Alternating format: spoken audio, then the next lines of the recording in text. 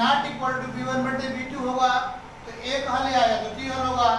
और जब a1 बटे a2 इक्वल टू b1 बटे b2 इक्वल टू c1 बटे c2 होगा तो अनेक हल होगा। हल होना चाहिए, अगर हल है तो संगत है, अगर हल नहीं है तो असंगत है। अब बेटा ये देखिएगा, दो चरराशि में रैखिक समीकरण युग्म के व्यापक समीकरण होते हैं a1x plus b1y plus c1, a2x plus b2y plus c2। तो पहले हम पहले समीकरण की तुलना इससे करवाएंगे, a1 b1 c1 छांट लेंगे। इसी प्रकार दूसरे समीकरण की तुलना इससे करवा करके a2 b2 c2 छांट लिए बेटा। अब a1 बटे a2 b1 बटे b2 c1 बटे c2 का मान निकालेंगे। तीनों मान बराबर होगा है बेटा, क्या है बराबर है। यहाँ लिख दिया गया अर्थात a1 बटे a2 बराबर b1 बटे b2 बराबर c1 बटे c2 इक्वल टू 1/2, मतलब तीनों क्या है 1/2 है। मतलब जब एक तीनों बराबर हो गया तो इसके अनेक हल होंगे। अनेक हल होगा तो क्या हो जाएगा, संगत चाहे हल हो चाहे अनेक हल हो, एक हल हो चाहे अनेक हल हो, संगत हो जाएगा बेटा, हल होना चाहिए। अब इसका ग्राफिक के द्वारा कैसे आप हल ज्ञात करेंगे,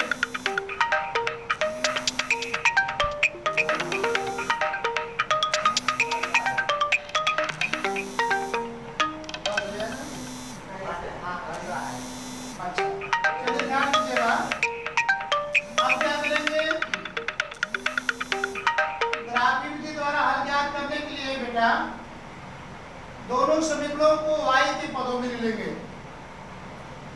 देखिएगा इसको y के पदों में लिख दिया गया, y बराबर ax इधर जाएगा तो माइनस हो जाएगा, एक सारणी बनाएंगे, इसमें लेफ्ट साइड जो है इधर एक x लिखेंगे और इधर y का मान लिखेंगे बेटा, ठीक है।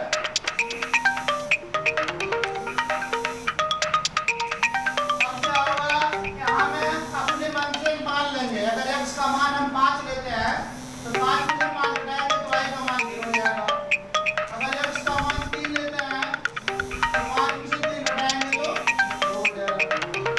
अच्छा इसी प्रकार दूसरा इसी प्रकार देखेंगे बेटा कि इस समीकरण के दो हल हो गए या दो मान हो गए, 5,0 और 3,2। कभी भी 5,3 मत लीजिएगा, ये भुज हो जाएगा। किसी भी बिंदु का निर्देशांक भुज कामा कोट होता है, भुज का मतलब x, कोट का मतलब y।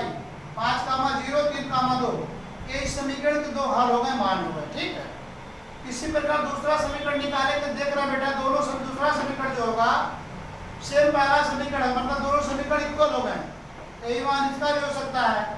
अब क्या करेंगे बेटा, एक ग्राफ लेंगे। देखिए ग्राफ आपको दिया जाएगा, इसको निर्देशांक ज्यामिति बोलते हैं, कोऑर्डिनेट, ठीक है ना। ये x अक्ष है और ये y अक्ष है, ध्यान दीजिएगा। इसमें सबसे बड़ी संख्या जो मान आपको मिला, सबसे बड़ी संख्या क्या है, 5। तो 5 हम जो है इधर भी काउंटिंग कर लेंगे, ऊपर नीचे सब कर लेंगे।